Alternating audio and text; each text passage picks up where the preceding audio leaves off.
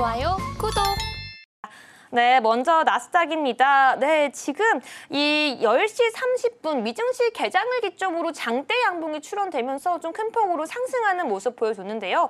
물론 지금 하락 전환하는 모습은 아니지만 그럼에도 불구하고 개장 이후의 상승폭을 많이 반납한 모습 속에서 오늘 대응 어떻게 해야 될지 선경 마스터와 함께 짚어보도록 하겠습니다.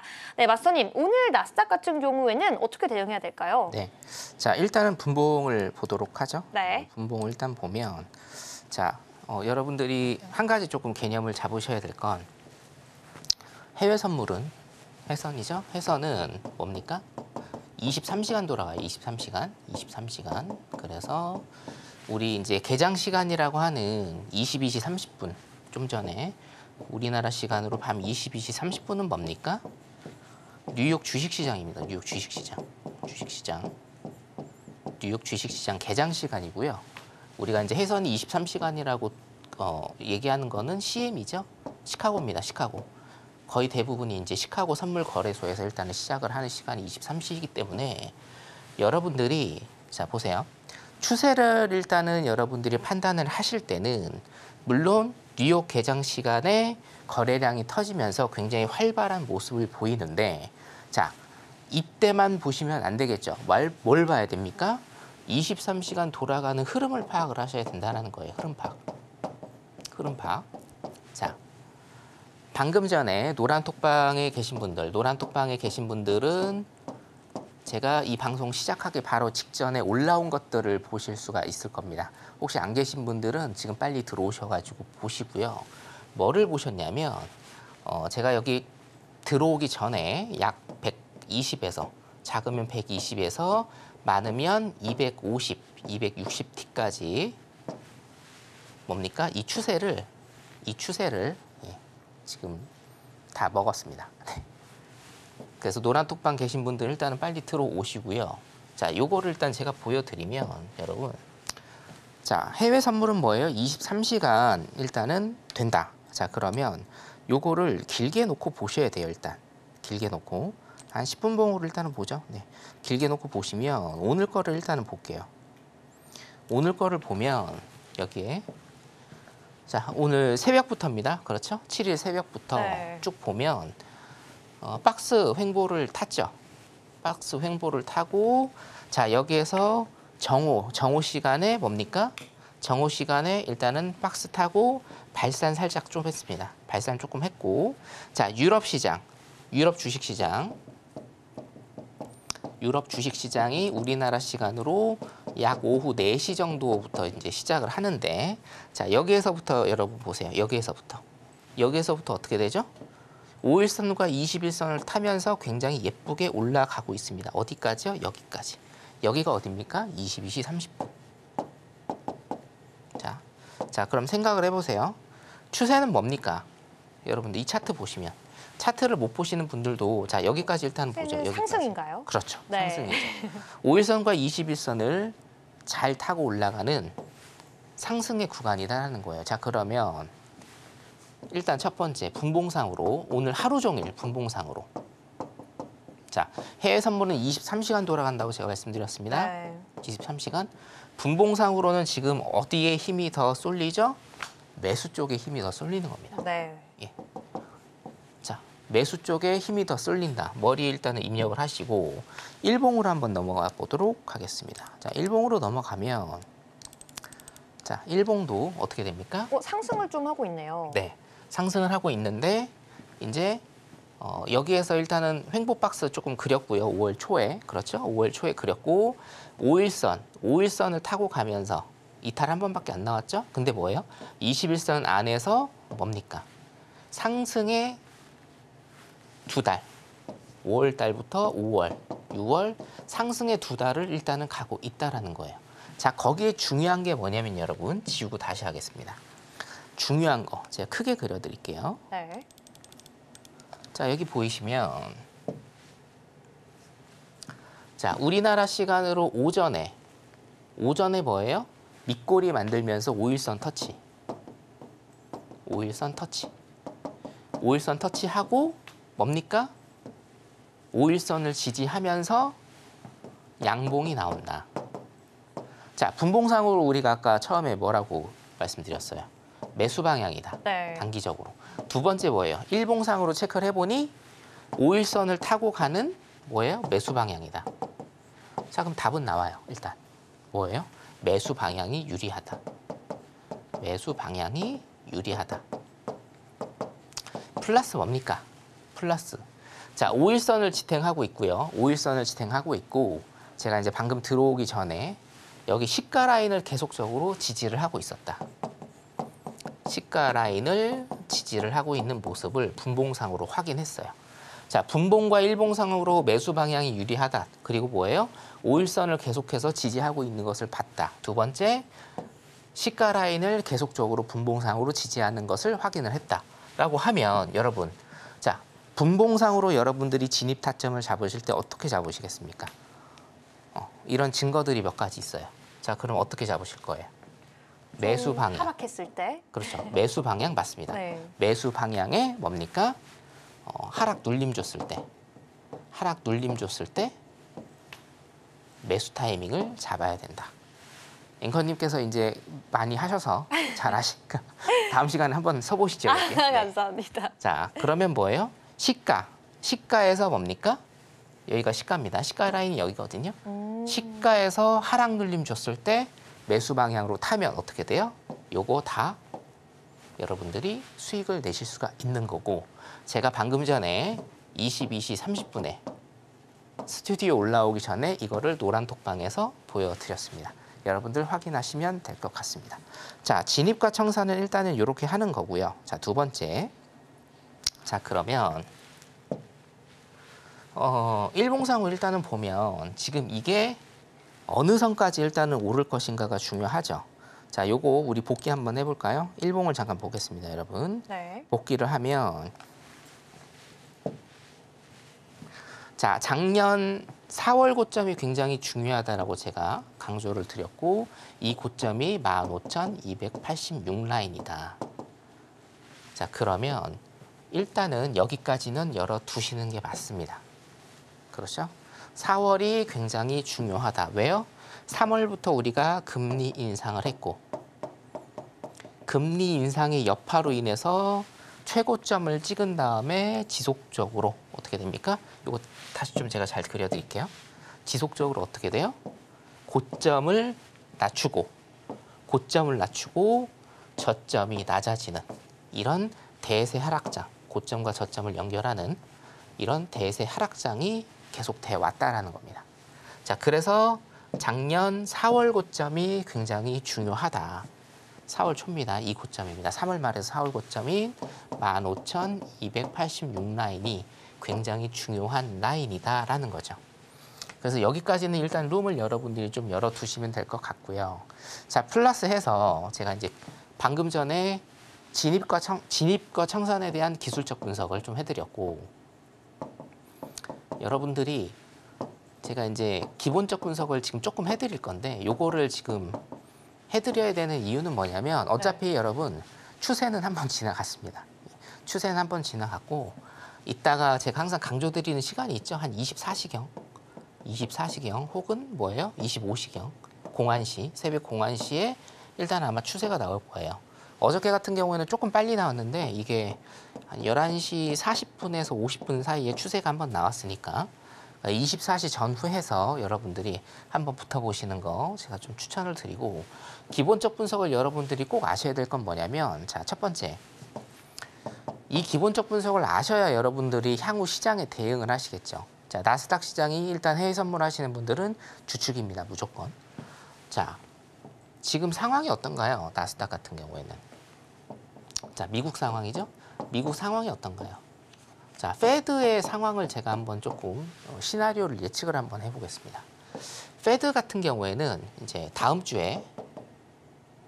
주부터 우리 CPI 발표하고 소비자 물가지수하고 FOMC가 있어요.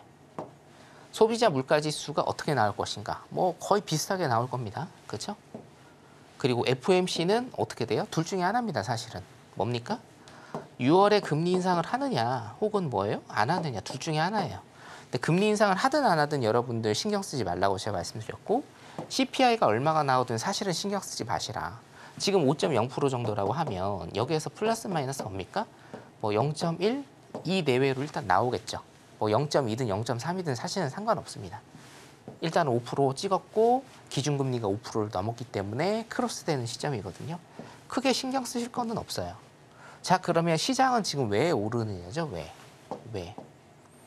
요거 제가 이슈에서 이따가 잠깐 좀 다뤄드릴 거고요. 왜 오르는가? 자, 그러면 페드의 생각을 여러분들이 조금 읽으셔야 돼요.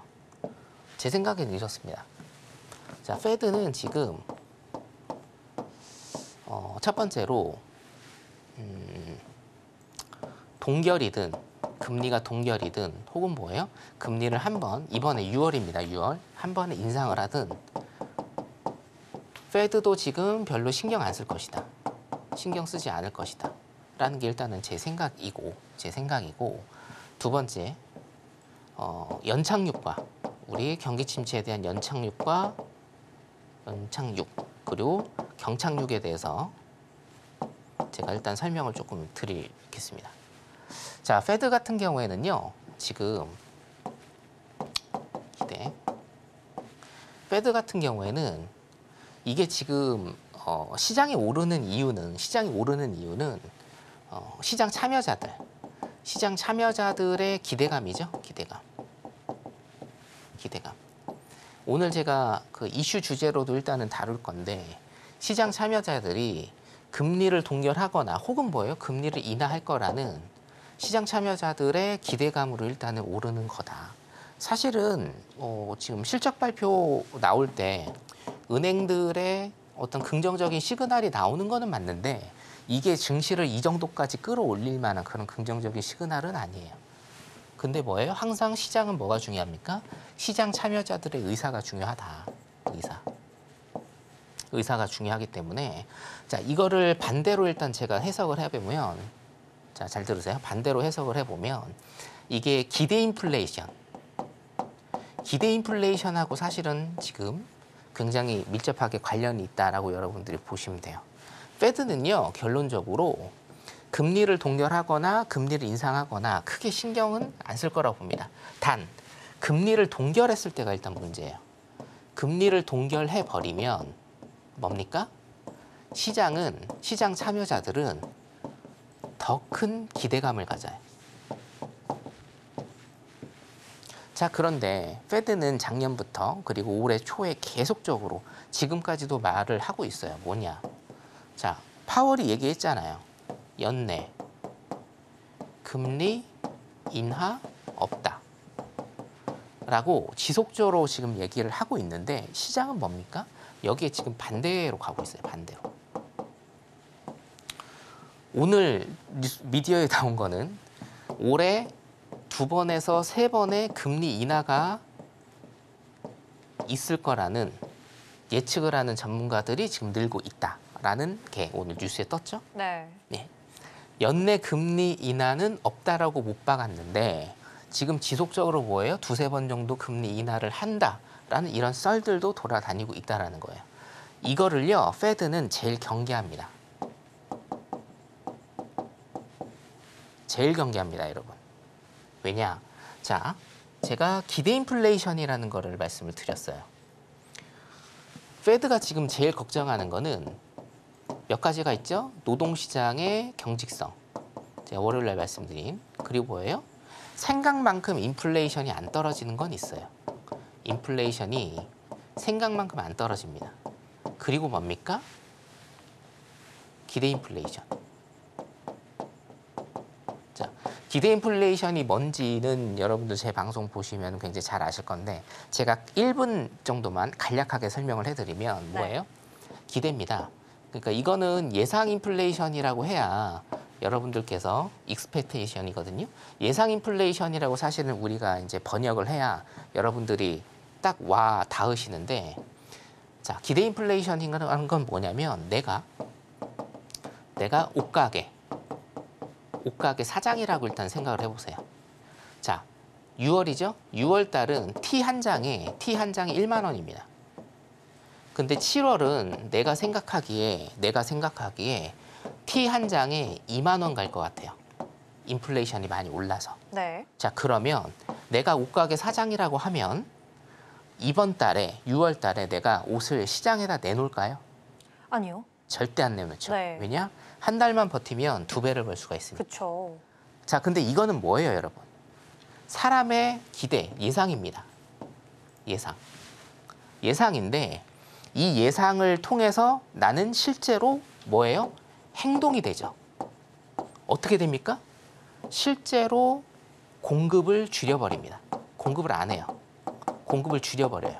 자, 공급이 줄어들면 가격은 어떻게 됩니까? 높아집니다. 자, 기대 인플레이션, 예상 인플레이션. 자, 미시건대 기대 인플레이션이 여러분들 가장 중요한 지표 중에 하나죠. 기대 인플레이션을 페드에서 작년 8월 잭슨 홀 미팅 때부터 계속적으로 얘기를 하고 있어요. 기대 인플레이션 관리해야 된다. 기대 인플레이션이 너무 높다. 높아지고 있다라고. 자, 왜 그럽니까? 이게 정말 무서운 겁니다. 기대 인플레이션이. 내 예측으로 인해서 나의 행동이 실제로 바뀌어버리는 거예요. 정말 무서운 거거든요. 자, 페드는 기대 인플레이션을 지금 굉장히 많이 걱정을 하고 있어요. 자, 그런데 여기에서 여러분 금리를 동결한다라고 쳐요. 근데 동결을 할 수밖에 없어요. 6월에 동결을 하든 7월에 동결을 하든 동결은 해야 돼요. 왜냐?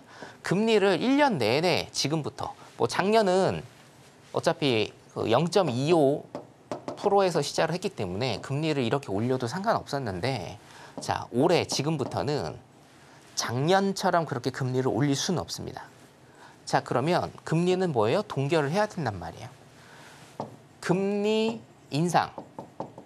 그 다음에 스텝이 뭡니까? 금리 인하인가요? 아니에요. 동결입니다. 동결로 시장 상황을 본 다음에 그 다음에 뭡니까? 금리 인하라는 거예요. 자, 근데 금리 동결을 무조건 해야 됩니다. 6월이든 7월이든 9월이든 상관없어요. 동결은 무조건 해요. 그리고 몇 번 동결할 겁니다. 자, 그런데 동결을 해버리면 지금 동결을 해버리면 어떻게 된다? 시장 참여자들의 기대가 폭발적으로 일어날 거다. 그럼 뭡니까? 예상 인플레이션, 기대 인플레이션이 폭발적으로 증가를 할 거예요. 기대 인플레이션이 폭발적으로 증가를 해서 시장이 더 오르면 좋은 거 아니냐? 아니죠. 왜요?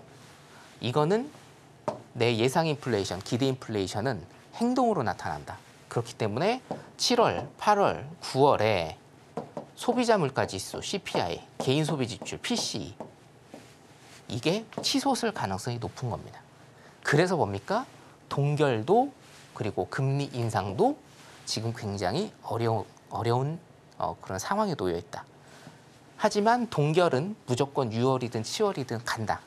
그때 시장이 어떻게 반응을 하고 페드가 다른 긴축을 어떻게 내놓을지 그리고 바이든 정부가 어떤 재정 지출을 줄일지 아직 디테일한 건 나오지 않았어요. 그거를 여러분들 일단 크게 큰 인사이트로 보셔야 된다라고 일단 이렇게 보시면 될 것 같습니다. 나스닥 전반적인 시장 상황 여기까지 하도록 하겠습니다. 좋아요, 구독!